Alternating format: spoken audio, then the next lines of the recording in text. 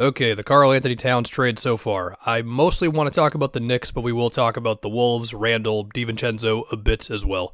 And of course, Mikal Bridges will pop up in this video as well. So for the Knicks, the gist of it is their offense is better than their defense. OG is doing his thing, but the defense has to be better. Their defense has not been bad in every game, although it has been in most of their losses. If you remove the Celtics game, they're more so a mid-tier defense with just some bad games. We'll talk about it. And there are some things to notice if you look under the hood with this offense and team overall, a lot of it being that Tibbs plays like 6 guys pretty much right now. But they are a top 5 offense currently. I think that should hold up throughout the season. I think they have more things to build on, and Cat has been great. We'll talk about his defense, but let's start with the offense. Karl-Anthony Towns giving them a whole lot of spacing, getting buckets himself, having the two-man game with Brunson, and just putting opposing defenses into really tough spots with what to do with their centers and stuff like that. Examples for you. The Bucks game, Cat pretty much had Brook Lopez and the Bucks defense in hell, whether it was Cat getting pick and pops or getting trailing threes and then Brook just being a little too slow to get out there, or later on Brook making more of an emphasis to stick with Cat early on the three-point line, and then Cat is driving by him, cutting by him, whatever. It got to the point where the Bucks eventually said, all right, Brook, go guard OG because we just can't deal with this. We'll put Giannis or like Taurean Prince on Cat.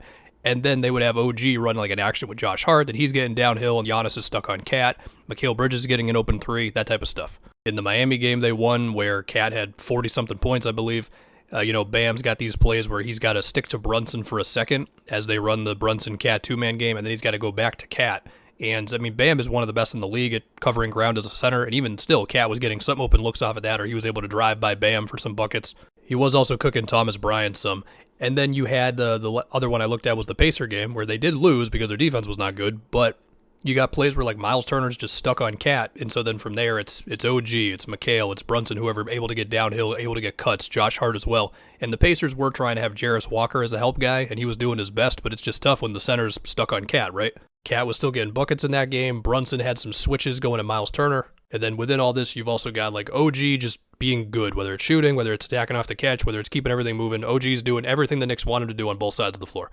Josh Hart is a madman on the boards, as he always is, and also his assists are just going crazy. Some of it's transition, some of it's cuts, some of it's like finding Cat on trailing plays, some of it's just simple screen actions with Cat or entry passes to OG. I know Brunson's numbers are a little worse than last season, but he's still a big positive for them, and I would not be surprised if he got back up to around 60 true shooting like he was last year. He's at 57. It's not like he's been way off. Deuce is going to come off the bench and be Deuce. And then you got Mikal, where the point totals have been mostly fine this year. It's more so the three-point shooting that we're still monitoring. And that is pretty much Tibbs' rotation.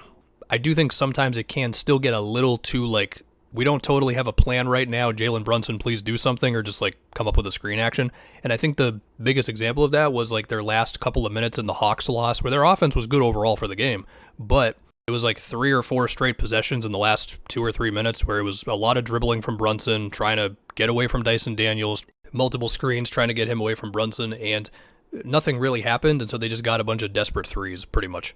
Brunson did get fouled one time. Again, Mikal shooting, we'll just see. And then lastly, once again, Tibbs is basically just playing 6 guys. You're getting your Jericho Sims minutes just because Cat can't play all 48 minutes. Cam Payne's getting a little bit. And then after that, it's, maybe Tyler Kolek, Matt Ryan, Huck Porty.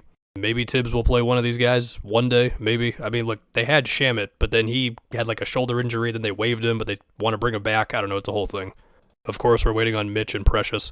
Okay, let's talk about their defense. So, again, they have not been bad defensively in every single game, but the games they've been bad in, they've been pretty bad.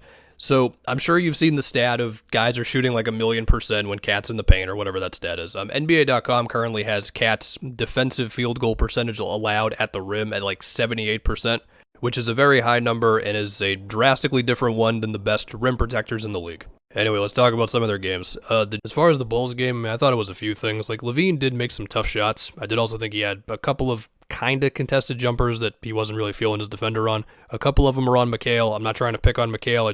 That felt like what it was. I did think, as far as defensive scheme-wise, they leaned more on Cat playing higher up on screens as the game went on. Unless it was Giddey, then they would just drop back. And sometimes they did disrupt the Bulls' offense, and sometimes it also would lead to Patrick Williams getting an open three, or I think he got 2 different corner threes off of that, or Kobe White getting an open one. Also, one play where Josh Hart played way off of Levine in the corner, daring the Giddey skip pass, which came right away. That does feel like that's been a thing to pop up in some of these Knicks games, where you look at the threes they give up, and occasionally there's just a dude who's really open in the corner, and they're daring a tough pass. Vooch also had some buckets on Cat in the post. Cat also had 46. One of Risa Shea's threes in the Hawks game came off of basically an identical play to what it was in the Bulls game with Levine, except this time it was Jalen Johnson making the pass. And another one of Risa Shea's threes were wide open when OG helped on a Trae Young drive on McHale, and then Josh Hart had to rotate over to Jalen Johnson, who cut, and now Risa Shea's just wide open, and nobody rotates over to him. Maybe it was them just daring the rookie to beat them, but he was pretty open. And then the gist of the Pacers' loss was McHale was not good enough at navigating screens to disrupt Halliburton, and then the Pacers were just not feeling Cat a whole lot at the rim. Halliburton, Turner pick and roll top of the key. McHale does not get around the screen. Turner pump fakes Cat kind of out of the paint, and then he gets a dunk. So just take that idea and stretch it out to Halliburton kickouts or floaters or putting McHale in jail, whatever. Now, they also did lose Halliburton or Mathurin in transition a few times, and that's not good. Anyway, general defense thoughts. Number one, McHale has not been Phoenix McHale. Most notably with trying to get around screens. And they're going to need, if not that, then at least something close to it.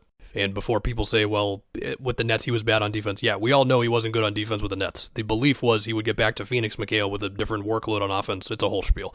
So far, that has not hit. If you really want to care about lineup numbers this early, when Deuce plays with OG, the defense is really good, and that also holds up if you have Bridges, so all three of those guys on the court together. Again, it's still pretty early on lineup number stuff, but we know Deuce plays hard as an on-ball defender and screen navigator. We'll see what happens when Precious and Mitch come back, if Mitch can come back like that. And then after that, we'll just see if they can stop giving up, in my opinion, some unnecessary threes. Basically, for as good as he is, OG cannot fix all of their things on defense. Anyway, that's the Knicks. I think they'll be fine. I think once we get to the midpoint of the season, they'll be somewhere in the top whatever of the East. Now let's go on to Randle and DiVincenzo with the Wolves. First off, the Wolves have lost 3 in a row. And every single post-game quote and every tweet that I see from Wolves journalists are all the same thing, which is, yeah, we got stuff to figure out, man. The energy is kind of not great right now. Lost to the Blazers twice in a row, had a disastrous finish to the Heat game, with Miami's inbound formation just breaking their brain for that Jovic bucket. Turnovers were a bit high in a couple of their recent games. Shaedon Sharpe was cooking them, etc. Anyway, for Randle and DiVincenzo specifically, well, for Dante, it's pretty simple. Dante just needs to make some shots. Granted, the Wolves offense is trying to figure things out, and I think this is where we can go into Randle. So, Randle's stats are good. 20 points, 4 assists, 62 true shooting, 7 rebounds. And it's all normal Randle shots for the most part. I will say, watching it, it doesn't feel like they've completely figured out Randle's place in this offense. And what I mean by that is, it just feels like sometimes the ball ends up in his hands, and then it's like, Randle, can you please go do a Julius Randle thing, which is a lot of the time just a really physical drive inside, or a face-up, or a post-up, or a free throw line jumper, or sometimes he's getting catch and shoots from 3, and like there are still screens being set. You know, for example, in the Blazers game they just had in the fourth quarter, there were 3 plays where Randle set a screen either for Nikhil or Ant, 2 of which they got 2 good threes by Nas and Jaden. Both of them didn't go in, but I thought the plays were good. The other one resulted in Randle trying to drive at Klingon, and I mean, as you know, basically nobody was scoring on Klingon in that game. And I will say that Randle, his energy on these screens, it really depends on which screen you see. Like sometimes he's like really hitting guys, and other times he's just like he's setting a screen, but it's like he's just kind of there. He had a good drive off the catch late that got the Wolves something on offense. I don't remember what. So they are trying some things, and he does have these moments. And again, the stats are good, but it's just like it feels like there's a lot of time when he's just kind of out there. And I think you see it in the touches per game. Like he's averaging about 56 touches per game right now, which is pretty close to like a couple other dudes like Dante and Conley. And Nikhil is not too far away from that as well. And those 56 touches per game for Randle so far are decently lower than what it was in his Knicks days. And also how long he has the ball when he does get it as well is lower.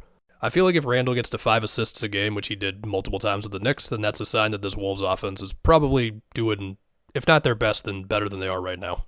And then as far as his defense, yeah, he's just kind of out there. I do think the Wolves will still finish as a really good defense. Besides that, Wolves fans are yelling at Finch for playing basically just 8 guys, or 7 if Conley's out. Dillingham has barely played. So there you go. The gist of the Cat, Randle, DiVincenzo trade so far is both teams are still trying to figure some things out.